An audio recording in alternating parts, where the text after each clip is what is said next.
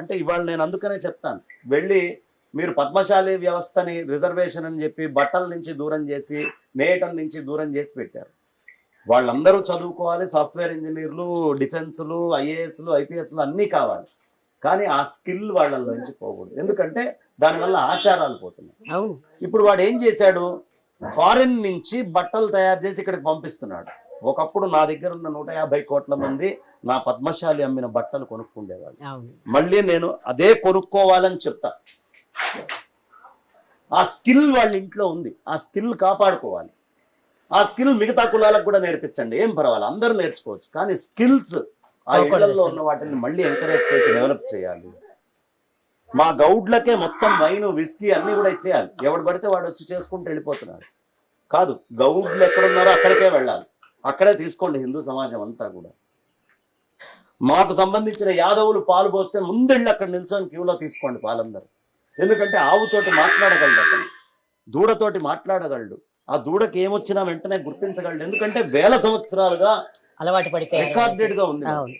ఇవాళ రైతులందరికీ వెళ్ళి అగ్రికల్చర్ ఎవరు నేర్పించట్లేదమ్మా.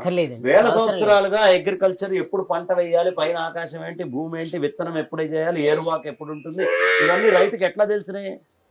వేల సంవత్సరాల నుంచి అగ్రికల్చర్ వాడొక యూనివర్సిటీ, పొలం వేసేవాడు యూనివర్సిటీ, దాన్ని పాడు చేయకూడదు. కాబట్టి ఆ అద్భుతమైనటువంటి కుల వ్యవస్థ చాలా గొప్పది. అసమానతలు పనికి ఉండకూడదండి.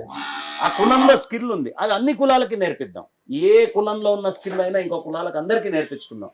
కానీ హిందువుల దగ్గర ప్రధానంగా వేల సంవత్సరాలుగా వచ్చే స్కిల్ వల్ల భారతదేశం జీడిపి పెరగాలి. ఈ దేశంలో తయారు చేసిన ప్రోడక్ట్స్నే మనం వాడుకోవాలి.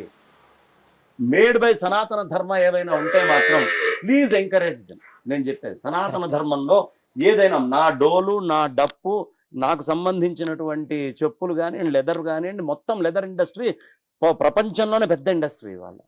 అది మొత్తం నా భారతదేశంలో ఎవరి దగ్గర ఆ స్కిల్ ఉందో వాళ్ళ దగ్గర నుంచి ఆ స్కిల్ మిగతా వాళ్ళందరికీ కూడా నేర్పించాలి.